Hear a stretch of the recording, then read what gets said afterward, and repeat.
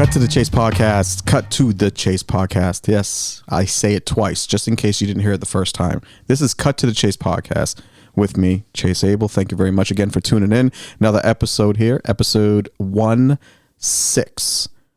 I was just told not to fucking say the episode literally 10 seconds ago. Had a whole interview, meeting with Nicky Neighborhoods. We went over exactly how we're gonna for editing purposes and things like that. He literally told me, well, don't say the episode just in case, blah blah blah. I looked into his eyes. I said, yes, I understand. And then as soon as the thing hit record, I said the episode number, and he looked at me like, I know I signed up for this. I can't go back. You looked at me like this is shit. It was like, I guess this is what it is. Fuck it, it's 1-6. This is, can't be too structured with Chase, I guess. Yeah, wow. That's the thing. This is so important to listen. Guys, it's very important to listen to people. And not so much listening, retaining the information. So there's listening, there's also comprehension. Okay? Great listener. I'm a great listener. 100%. 99%, because I always want to leave 1% for the inevitable. Definitely. Comprehension, got to work on it. I got to work on that stuff.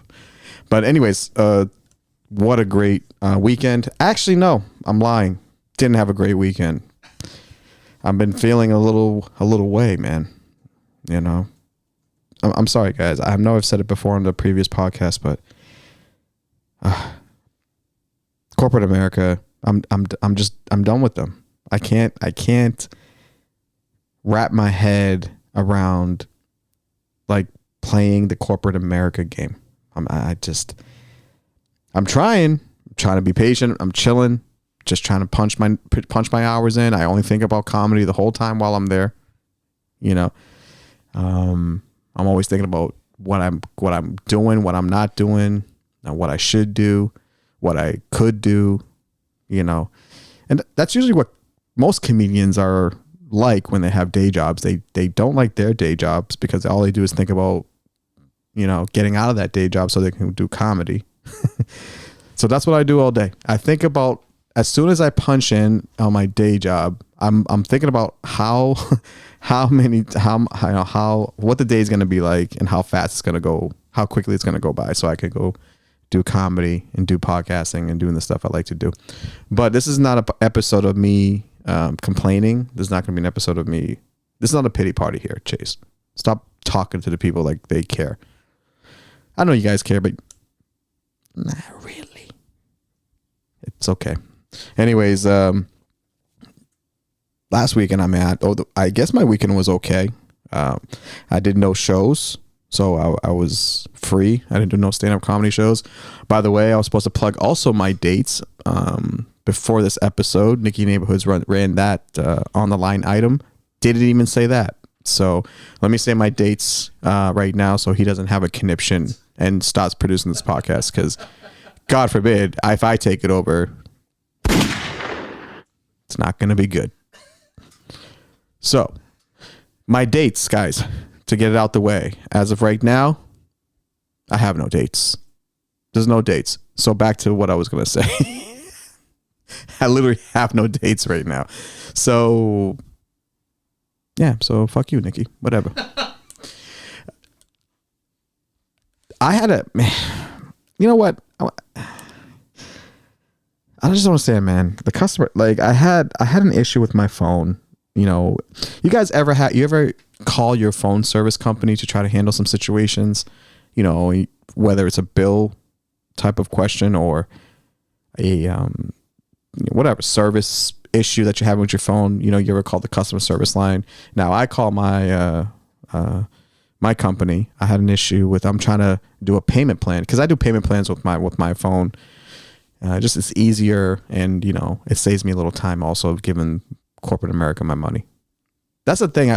We ultimately have to give corporate America their money that they're owed. because the services that we use by them. But do you guys do what I do? I like to hold my money as long as I can.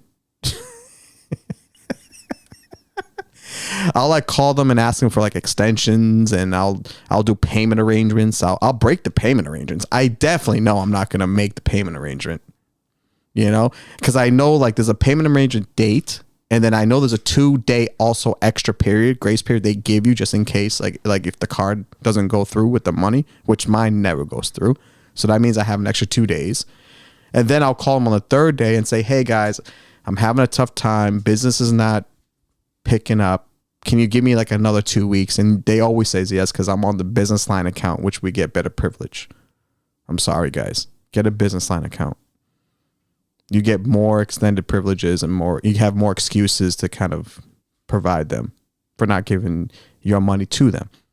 I don't know if any of that made sense specifically, but in my head, it did. I called my customer service from my phone, man. I'm trying to handle an issue with the paying them, and I explained to exactly what I wanted to do. And as soon as he pulled up my account, he asked me, what is the problem? Dude, I just told you exactly what I want to do. Why are you asking me again? You know, and I asked him, I never asked this before. I said, where am I calling into? You know, because he had, you know, I don't want to sound prejudiced, but sounded like he was Indian. It was like an Indian accent. So I just wanted to know exactly where he was. And I was like, am I calling India? I said, am I calling India? Are you India? He goes, no, I'm in Columbus. I was like, interesting. Yeah. Columbus, Ohio. All right. Didn't know a lot of Indians were there, but all right. Long story short, guys, I had an issue with my phone. I had to explain it all over again. He couldn't do anything. And then I said supervisor. You know, I said supervisor because he wasn't getting what I was saying. And I said supervisor. I said it a 3rd time. It was one of those situations where like I felt like I was in a car and I got pulled over by a cop and the cops fuck with me. And I say supervisor right away because they're obligated to get their commander that's on duty. Listen, sometimes when you start an episode, things don't go as smoothly as you initially want. And things don't make sense. So, anyways, long story short, I had an issue with my phone service company. It didn't go too well, but whatever. I handled it, and they're getting their money on the 17th of April. So, basically, that's what I wanted to say. Springtime's happening. Boston's getting really great weather. This is the thing when it's nice and sunny, people are in a better mood. That's a fact. So I'm glad that the weather's starting to finally get consistently good, warm weather. I like that nice 75 degree weather, 65, 75 degree weather right in that window. Stoop, you know, like a stoop chair weather outside on the porch with a little bit of iced tea. You know, I'll ask Nicky Neighborhoods a little later how he enjoys that. I'm sure he can explain. So that's good. Boston's getting some good weather, which is always great. You know, basically New Englanders, we live for the spring and summer. I feel like 7-8 months out of the year, we're going through hell with cold. And then as soon as the weather breaks, as soon as it's a 60-degree day, everybody's outside, and that's just how it is. So that's good. Hopefully you guys are getting good weather where you are. I'm not sure where you are in listening to this, but hopefully you guys getting good weather too. I know the West Coast is up in the 80s and 90s, which is already amazing. And I'm planning a trip out to the West Coast soon. I think next month in May or June. I'm gonna see, but I'm gonna go out West Coast for a week, book some shows, get some stuff going, and I like to do that. So if you guys are out in the LA area, I'll let you know, and I have some shows. Well, definitely for sure we'll perform at, and hopefully you guys come out for that. Let you know. Stay tuned to Catch the Chase episode podcast for those for that information. I think my week was pretty good. Actually, I haven't even freaking talked or seen Nicky Neighborhoods in a while. You know, Nicky's been, I don't know if you guys know, but Nicky's been he's been out in the streets. Nicky's been in the streets. Nicky's been doing things, you know, traveling, you know. He has a big trip coming up. I think he's going to Europe, and he's over here out in the Big Apple. You know, Nicky, you know, but I don't know, Nicky, what's going on with your kid?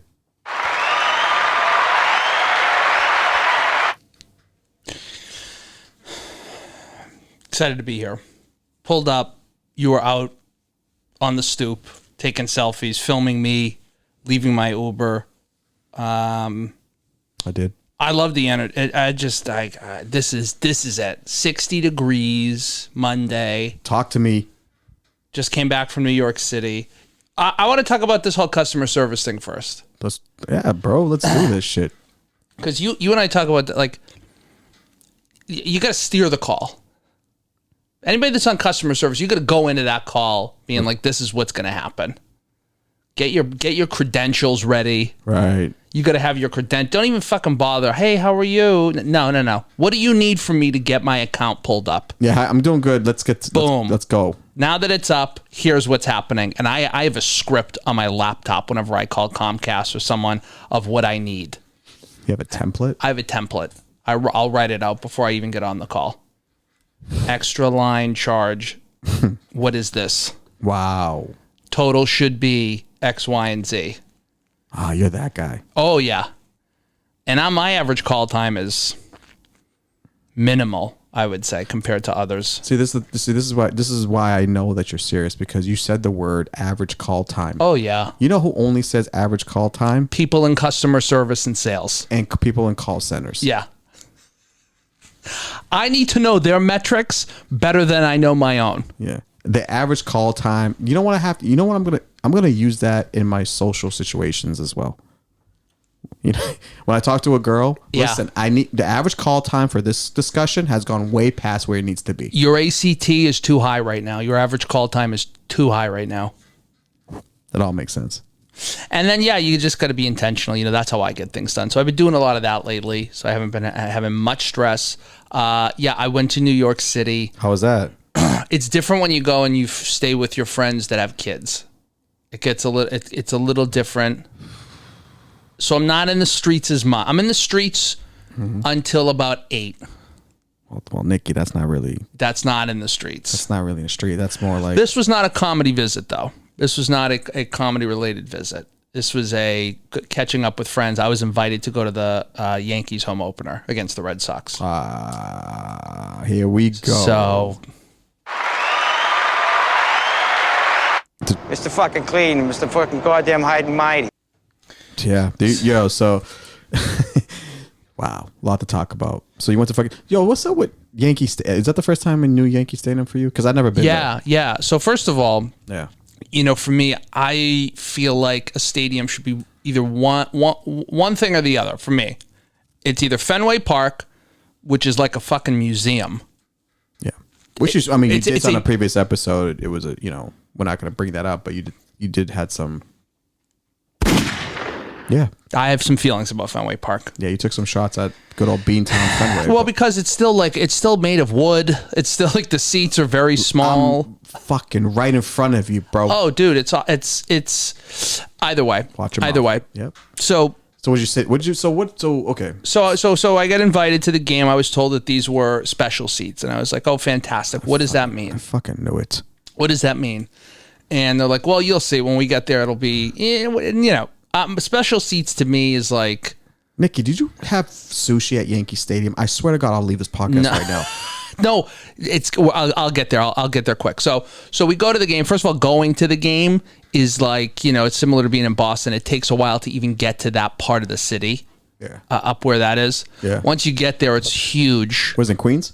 It's in Queens, in the Bronx, I think. It's in the Bronx, okay. Yeah. Right. And so it's right across from the old Yankee Stadium, which, fun fact, they have a baseball diamond there that you can play baseball on at the exact home plate of the old Yankee Stadium.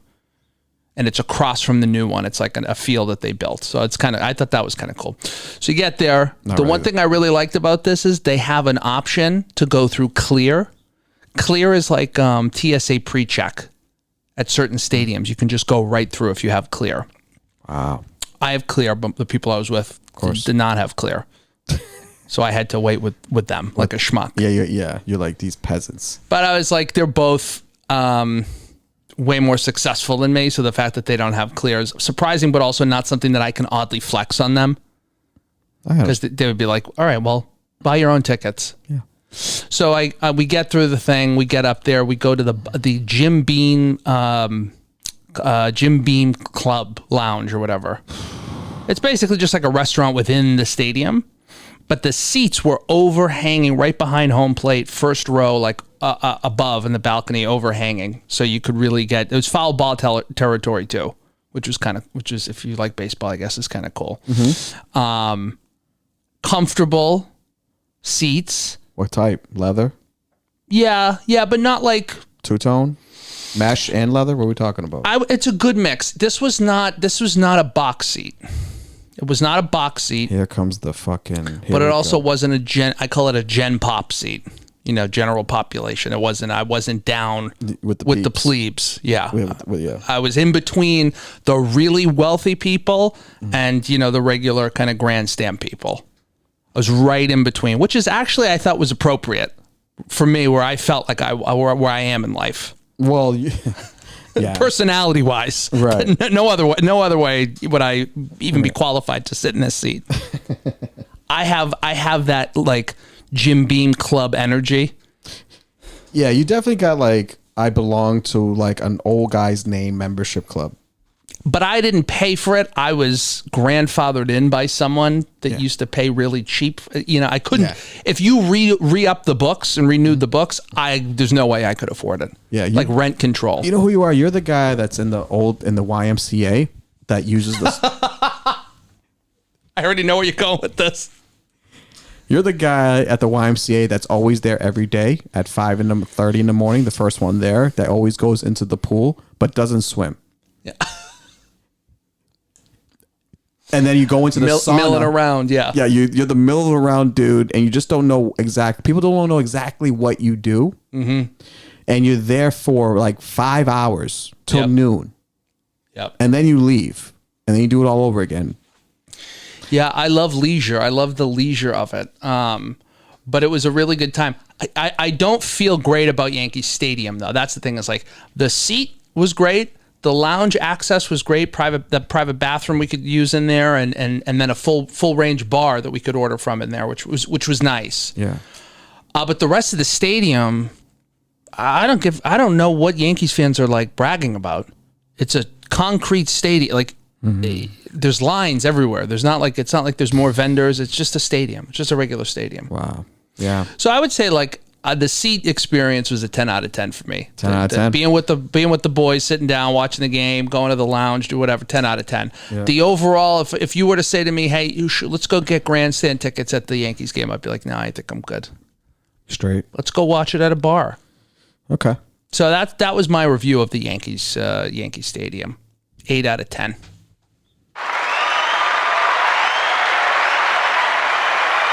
All right, guys. That was Nicky Neighborhoods' full tutorial description of Yankee Stadium.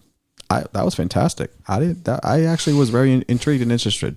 It's something I like to do. I like to do little reviews on things. Oh yeah, I saw. I mean, as soon as you were going, and I enjoyed it a lot. 8 out of 10, not bad. That's a fair. I don't know what the fuck the word I'm trying to use. For assessment. Assessment. Yeah. New York City though, love it. Love going there. It's weird for me. Love hate. I have a love-hate relationship with New York because New York City is one of those cities that no matter what, every time that I go there, there's always a certain, like, I don't want to say anxiety, but more of like pressure to like you have to do something in New York. You got to keep moving. If you don't move, you're gonna either get hurt or you're gonna fall back. So it puts you in this mode that you have to keep going because people are moving, man. People are going to New York and they're not looking at you at all. They're looking by you. They're walking into you. They're walking around you. it's such a individualist type of lifestyle, and I don't think it is what people do. Like, that's not their choice. I think it's based on the environment. That's like, it's manufactured. You have to adapt, or you're gonna fucking not survive in New York if you don't have that type of mentality. And that's one thing that kind of like gets to me a little bit. But once you feel like you're there for a little while, you get used to it, and then eventually it just becomes home, and you eventually love it. So one of the things I'm thinking about is also possibly moving to New York as well. West Coast I've been talking about that for a little while. My goal is ultimately to get out there, just because obviously the sun and all that shit. I am kind of a Californication type of dude. I feel like I am, but I am a kind of a chameleon. You can put me anywhere and I can just adapt also, so, but yeah, New York, man. Yeah. New York. I feel like before I die, I want to say that I lived in New York City at least for a year. Right? Yeah, that's a big goal of mine too. I wish I still have hope. I still hold out like a little glimmer of hope that I'll move. Because I feel like me and you could be like friends for a long time, into our 60s and 70s, and we can look back and be like, "Hey, Nick, remember the time we lived in New York?"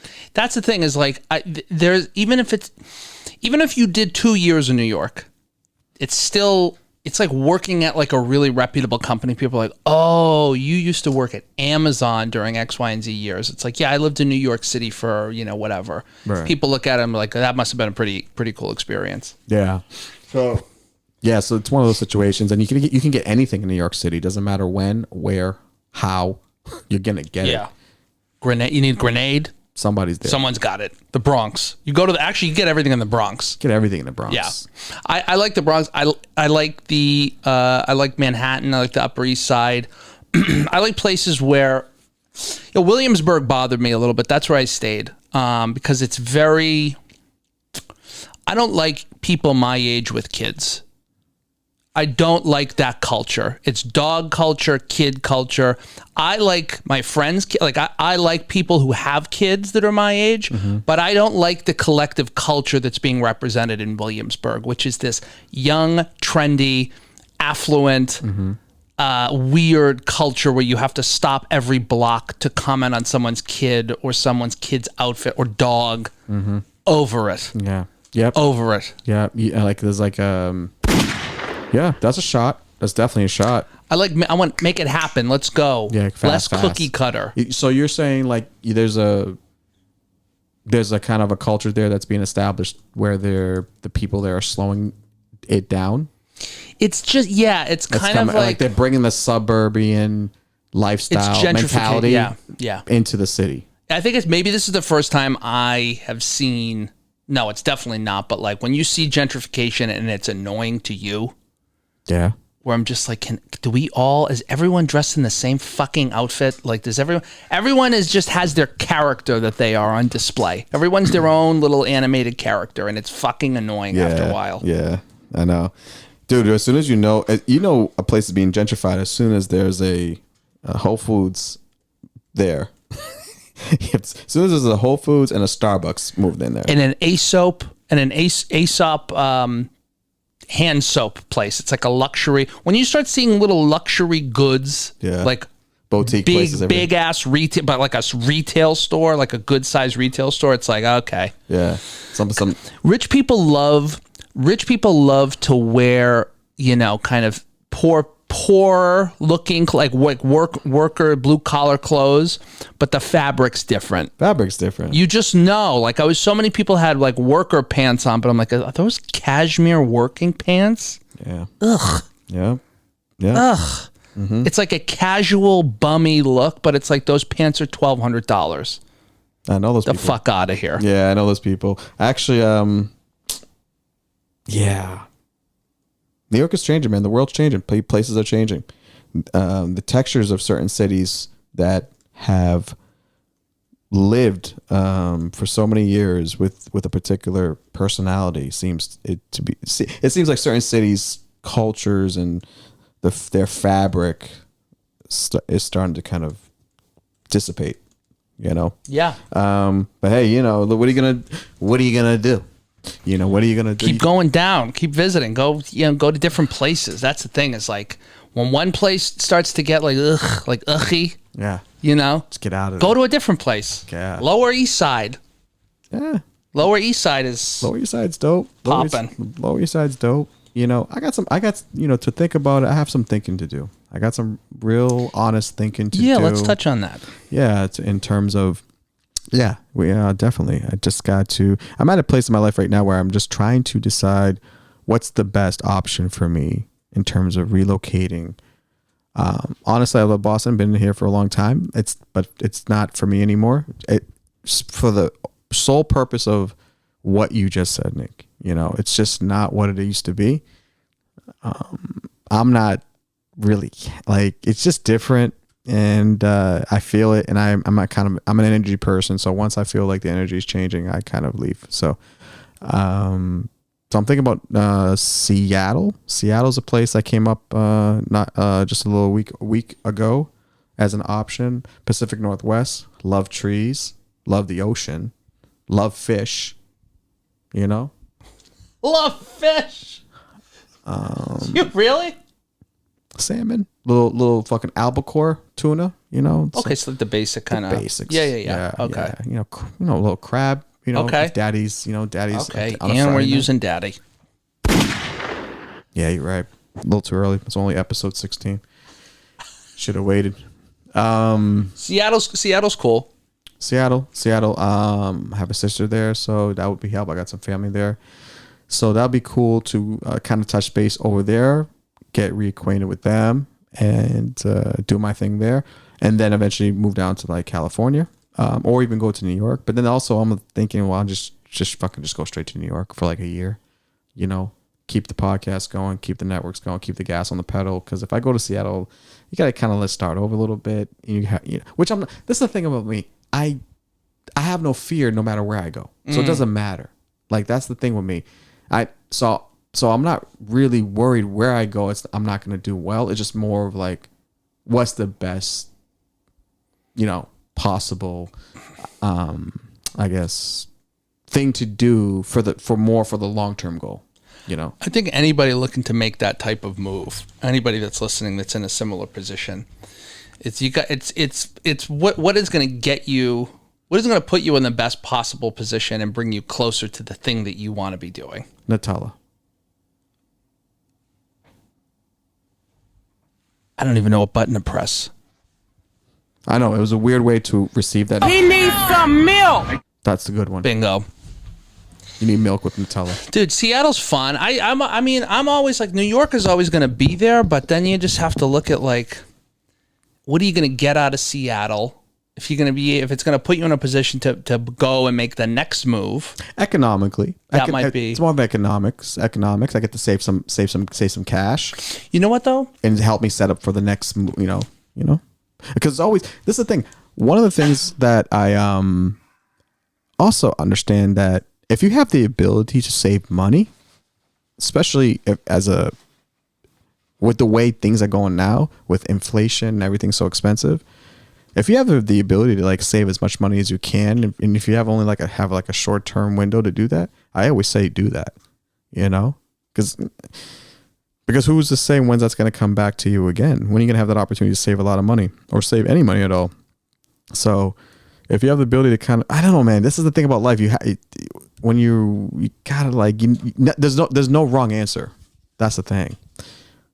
You can make the best out of any situation. If you know what you want to get out of it. Was that for me? That's for you. Oh, a couple points. Okay. I think that's my main point. Yeah.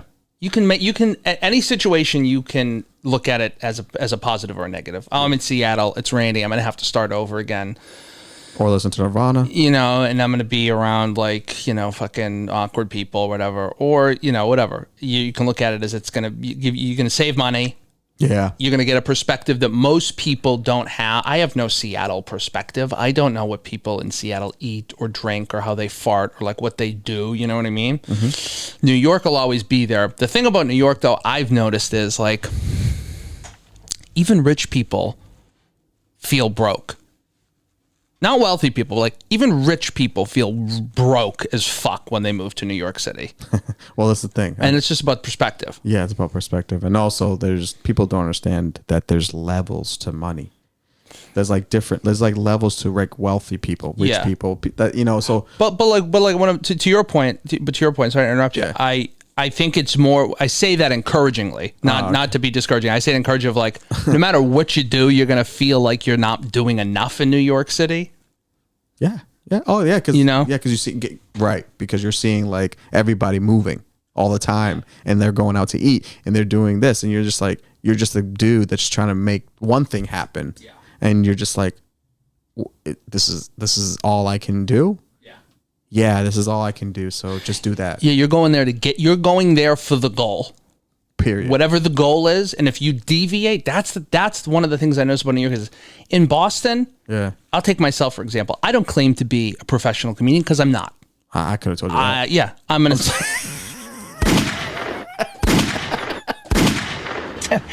I can't.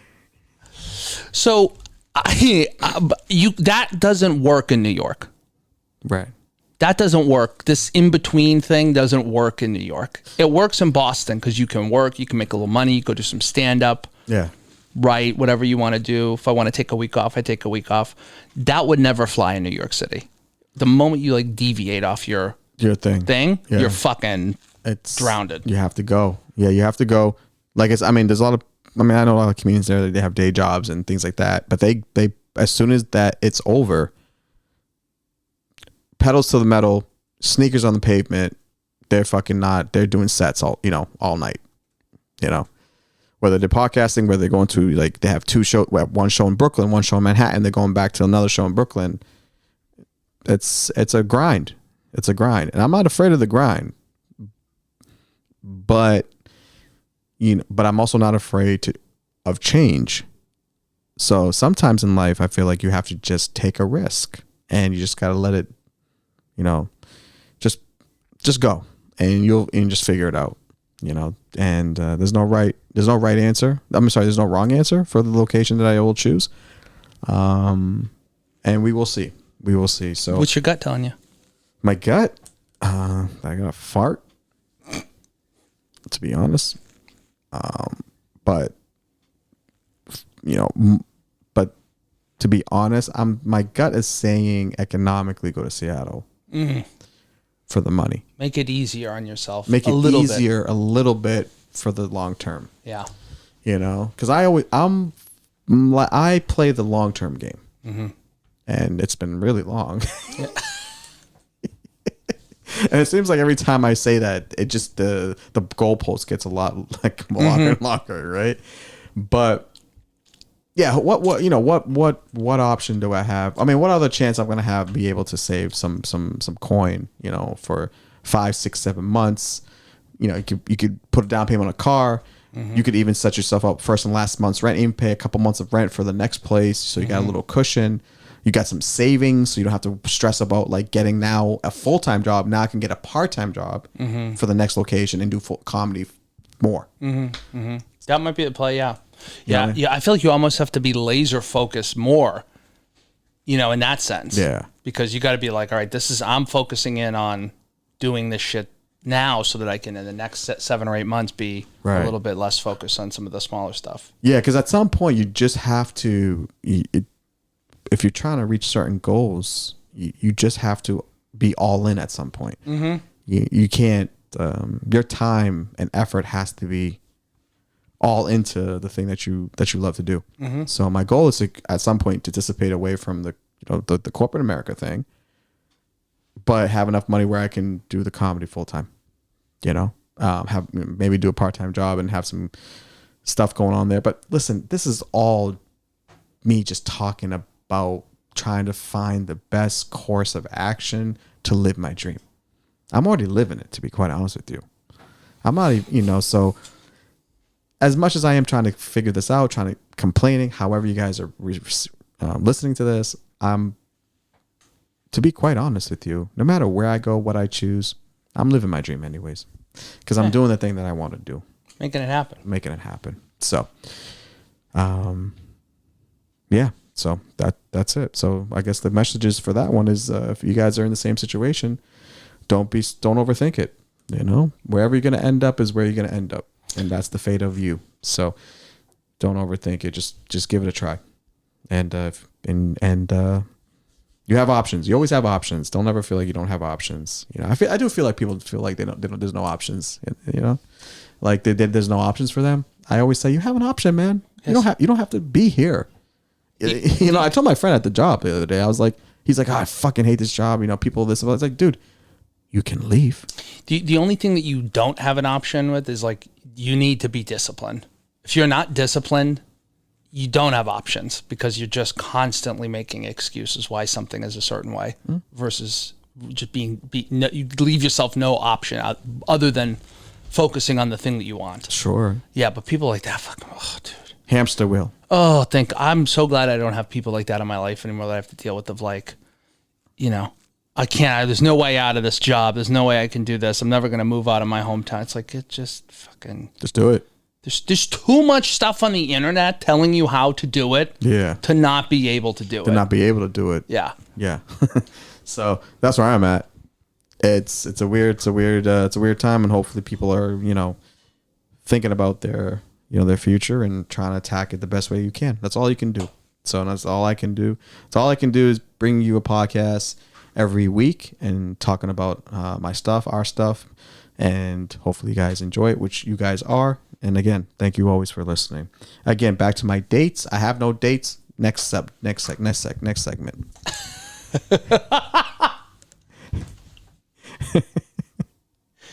I had do you like coffee cake? I have some I have some coffee cake in the fridge. Now listen. I have some coffee cake in the fridge. It was given to me by a nice Jewish couple. Oh, even better. I think there's some pecan in there.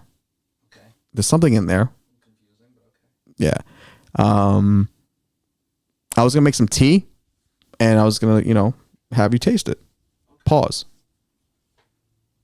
All you give a fuck about is Coke and Xbox. Yeah, I don't know if this is a proposition. You know, I'll try it. Yeah. Okay. I'll try it. Are you a coffee cake? What type of pastry person are you? With tea or coffee? Are you a croissant or more of like a muffin? Man, I moved away from. What the fuck am I talking? I love an almond croissant. An almond croissant because it has a little of that almond filling in the middle. Okay. I'll do that. Heated or room temperature. However, the place does it. I think it's a little bit above room temperature, just a little bit. No, but no microwave. No. Got it. All right. Tea, bagel, coffee. Do a bagel too. Yeah, we talked about your bagel thing. Yeah. Oh, I'll do both. I could do both. Probably more coffee now, but but a good tea is good. Yo, another issue that I had over the weekend. I was supposed to have my dentist cleaning appointment on Monday. Actually, yesterday. And no, today. Supposed to have it today. Shit, I don't even know what day it is. I was supposed to have it today, and I was looking forward to this cleaning of my teeth because I don't have no cavities. I've never had any cavities in my life. Up until I don't have no cavities. It took me 4 months to get an appointment because of COVID. You know, my dentist's office, they're not taking as much people, so you get what you get. I'm like, all right, I'll wait 4 months. You know, I just got insurance last year anyway, so it's whatever. I could wait a little bit more. Yeah. Do you know what my dentist office said? They called me and say, hey, your insurance company is not accepting our dentist office. It's not in, you know, they're saying that you're not a network. You're not in a network. I had to give a call to my insurance company. I called them, say, hey, what's going on? I go to this dentist.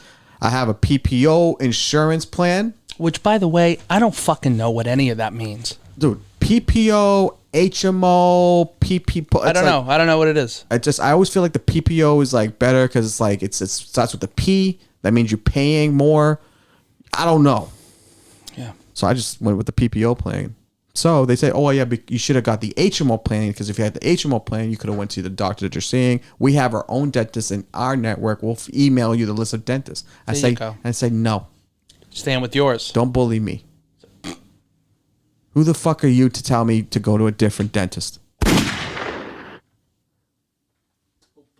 Don't bully me. You're gonna email me a list of dentists and your network? Who the fuck are you? It's America.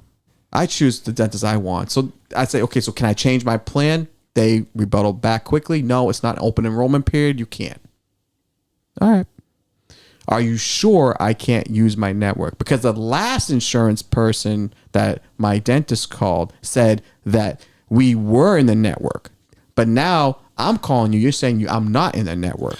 Bro, you know a good job for a comedian is just to work in some sort of a healthcare like practice, because these people don't need to know what's going on. Like, they'll eventually figure it out. But if you're not trying to focus or really have, go work at a dentist's office. I guess, yeah. Because, like, yeah, you could just say we're not in a network. I don't know. Yeah, and then I'm like, network. I was like, oh, yeah. And so what do I got to do? Can I? What's going on here? She's like, it was just bad.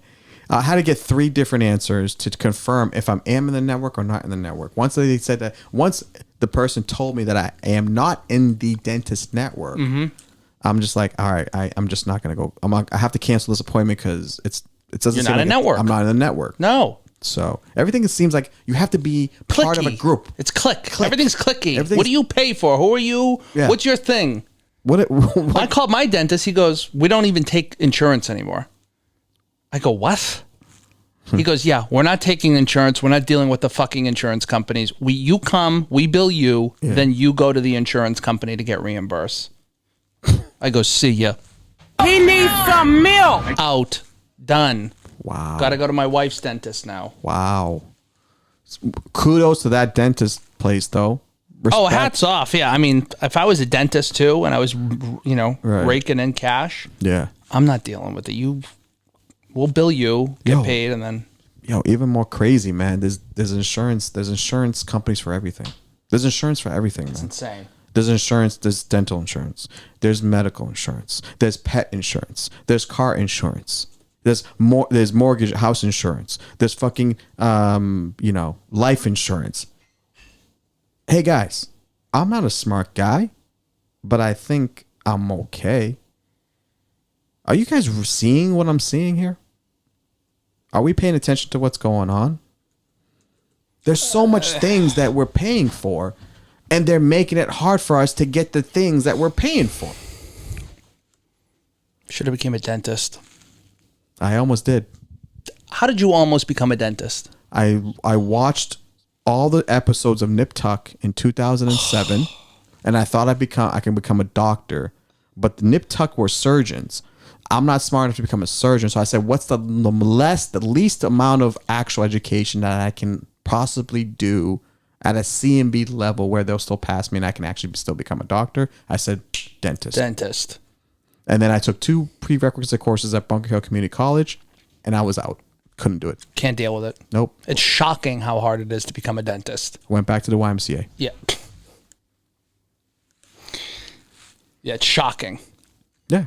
And then you got to go 4 years of that. Then another 2 years of residency. Then you got to do another 4 years of fucking some other shit. So by the time I got out, I'm just like, I don't know. One of the kids I went to the game with this weekend was a dentist. He's a pediatric dentist, and he's like, I might as well just do chiropractic and just call myself a doctor, like some of these chiropractors call themselves, or physical therapist. Yeah, physical therapist would be good. Yeah, man. I don't know. I did want but the only reason why I said I wanted to become a dentist because I was dating a girl who was in dental school at Tufts. So I wanted to kind of be like, hey, I said, hey, I know I was so stupid. You know what I told her? You were a Nip Tuck. I watched Nip Tuck and I was dating her at the same time. And then she was becoming a dentist and I said, hey, you inspire me. So I went to take some prerequisite courses. I said that to her. Unbelievable. And I know in her heart and she was just like, ugh. Yeah. Just, ugh, come on. Yeah, just, you Give me a break. What are you doing? I already, Being single now, it's got to just be like, I mean, I feel like how many men do you think lie to women about what they do? 95% of them. Really? About their job? About their job? Yeah. Oh, I'm sorry. I went down a different rabbit hole. Oh. Sorry. I thought you were going to say the size of their penis or size of no. Like what they do for work. Oh, lie? The number percentage? I don't think that much. Can't be popular anymore. It can't be. I mean, at this point, you could find anyone anywhere now. You could just pull their name up. It's like, hey, he works at fucking LinkedIn or something. Yeah, it was more popular in the 90s. Oh my God, unacceptable. Oh, unacceptable. Apologies. It's all right. Yeah, I think it was more popular to lie about shit in the 90s. You could lie about like who you were and what you did. Yeah, for sure. Because, I mean, there was no way to track you. If I could have told a woman in the 90s, hey, I'm an investment banker at Goldman Sachs, and if I'm dressing up in the suit and leaving her house every day, she probably thinks I work at Goldman Sachs. Mm-hmm. I don't have to give her my office number. I'll give her my cell phone number. This is like more probably later in the 90s. Yeah, early 2000s. Yeah. So, this interesting. Yeah. And also, this is the thing about women that I've kind of, I think, observed. Mm-hmm. If they really like you, and you're showing them, you're reciprocating back to them, and you're being honest with them, they don't ask a lot of questions.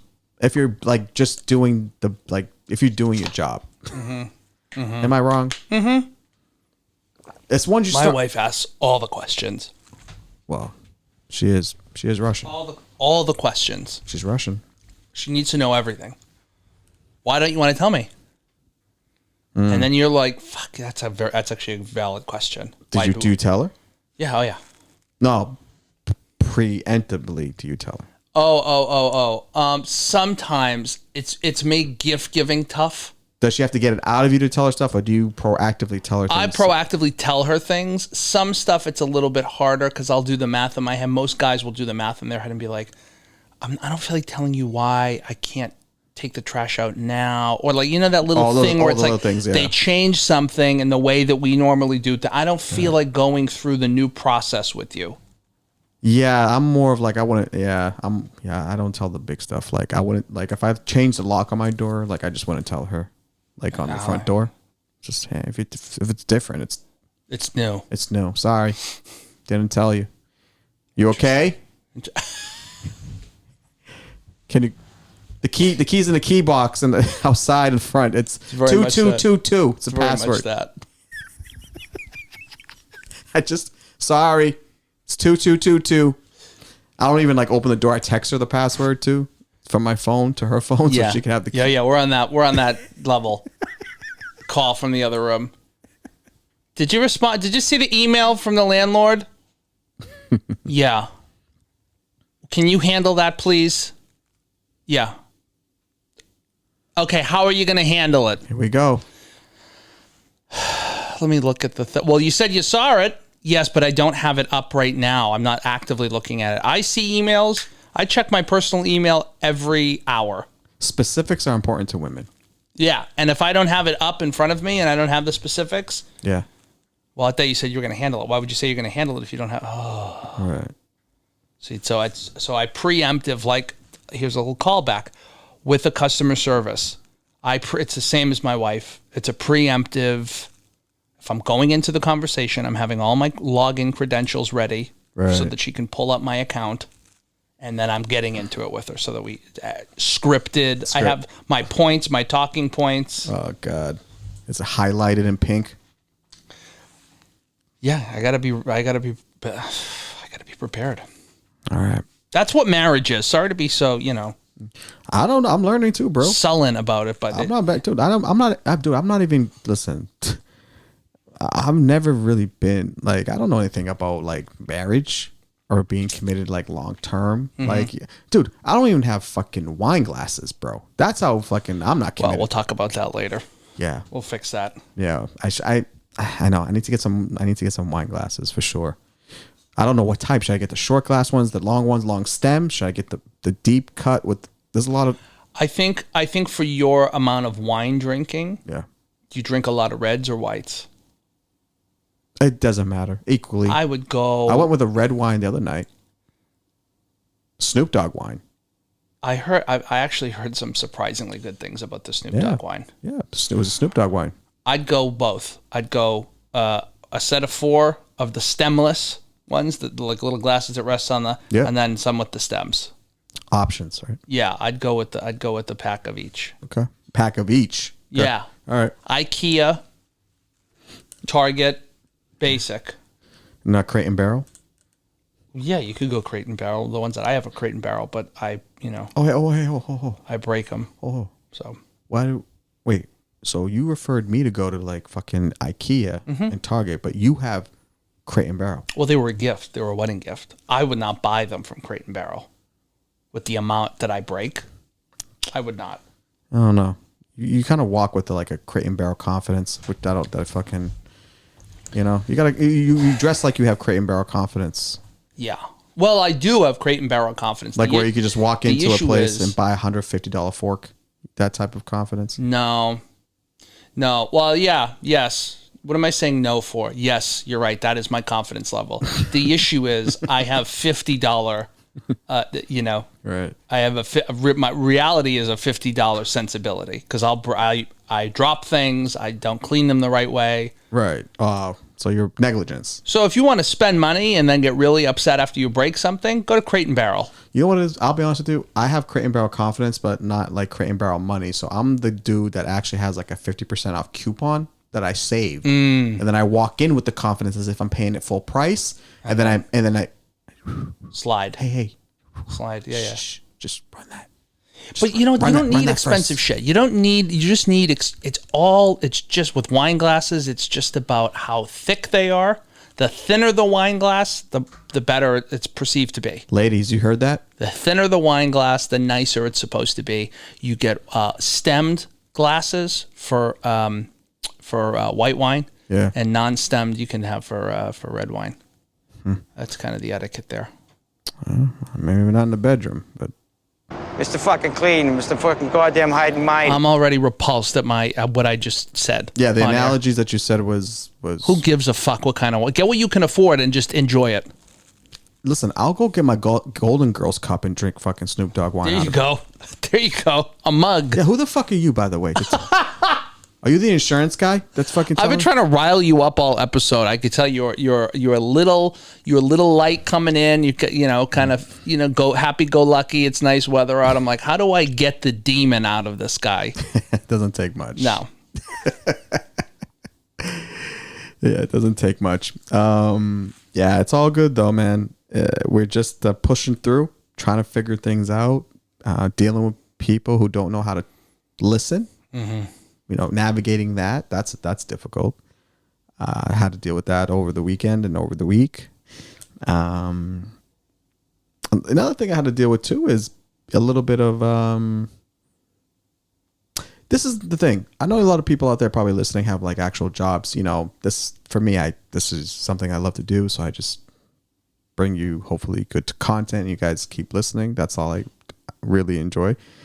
However, what I'm saying is that when you're at a job and you're working hard and you don't get appreciation for all the hard work that you do and all the contributions you're making to the job, don't feel discouraged, right? Because you can either be discouraged and just want to quit and you get into a headspace.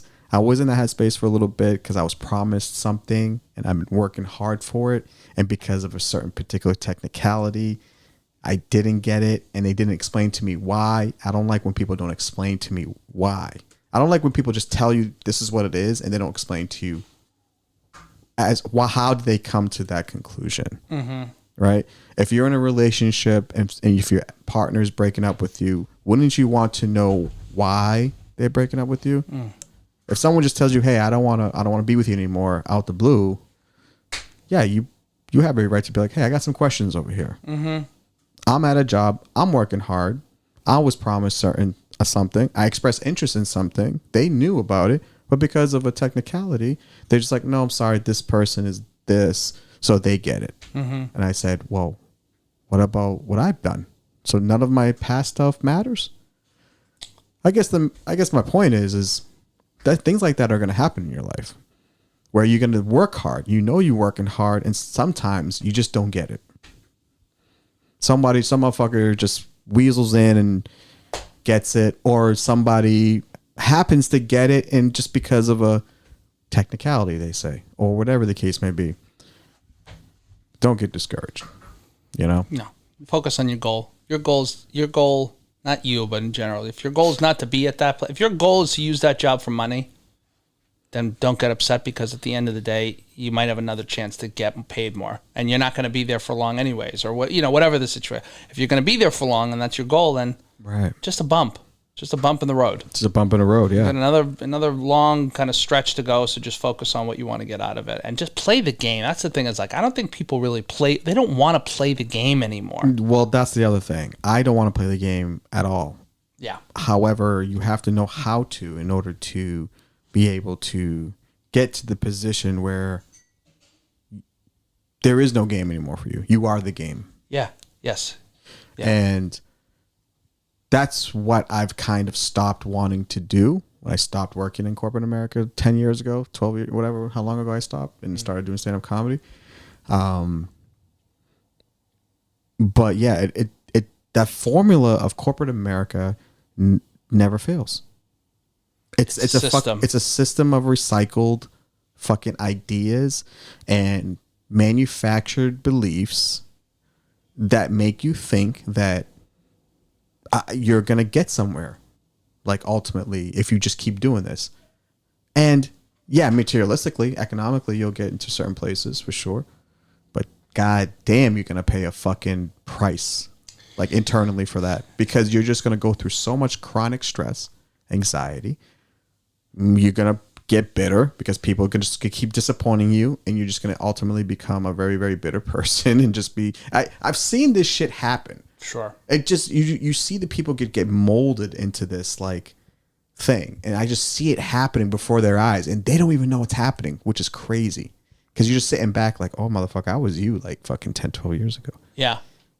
You have no idea what's coming. But without sounding too judgy or preachy or whatever the case may be, I'm just saying, guys, listen, just have a plan. Know your goal. Have a plan. Have a mentor. Yeah.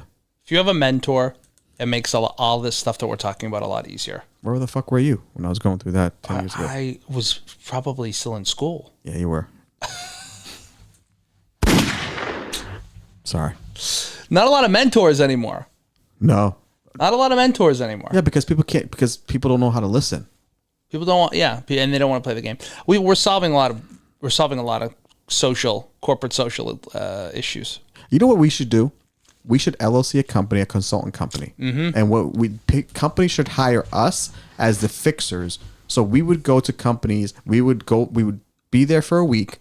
We would top to bottom look at all the departments, and me and you would pinpoint what's they're doing wrong. Would you want to go in business with me? Yeah, you mean be a big four consult, like a independent consultant company that goes to companies and tells them how they're fucking up so they can make their workplace better for their employees. Like Deloitte or KPMG. There's a lot of them. I don't know how really? We would. Yeah, like and I thought I just fucking made it up right now. No. There's been decades of these. They call them the big four consulting firms. Damn, dude. Yeah, we wouldn't charge anything. We would just charge merch, and we would do it for like hotel companies and. Oh, I would do it just for free hotel stays. Yeah. Dinner, meals. You want transportation. It's basically go on the road. You need to do you need to be a critic or like someone that a hotel like Hilton would hire you to stay in their hotels to kind of review it. Yeah. You get a free stay, you get paid a little. Yeah. And that's the move. Or I could work for like Forbes, where Forbes it's a company that goes to different types of companies and they rate them if they make the Forbes list. Sure. Of we can be like, hey, no, you didn't get 5 stars, you got like 4. Sure. Because this is why. I think the because this is why might be the challenge. because there's an incredible amount of quantitative research that goes into the why. There's no there, but our company won't be based on fucking numbers. It'd be based on just vision, Okay. like energy. I think we would have a lot of success in the South. Okay. I think we would have a lot of success in states that neither one of us would feel comfortable spending too much time in. Alabama. Last in education. Roll Tide. Heart pass. Cut to the Chase podcast, guys. Thank you very much for listening. I had so much fun. Nicky Neighborhoods came straight out of the Big Apple. He came in hot. He came in ready. I like that. Got a lot of stuff done. Another thing too, guys, we have a YouTube page. Can't you believe that? Cut to the Chase podcast. Check out the YouTube page. We're still going off of Chase's Instagram. Was it Chase Abel at Instagram? Yes, at Chase Abel. Yep. At Chase Abel on Instagram. Cut to the Chase podcast on YouTube. We have episodes 4 with Torrin Francis, which is Chase's good friend, professional basketball player, entrepreneur. Check that episode out. We have episode 11, King Ilabash, one of Chase's mentors, pioneer in the music industry, local legend. So go check that out. That's right. And we're going to have a couple new ones coming out, I would say probably within, a week or two of this episode. So go check that out. YouTube is blowing up.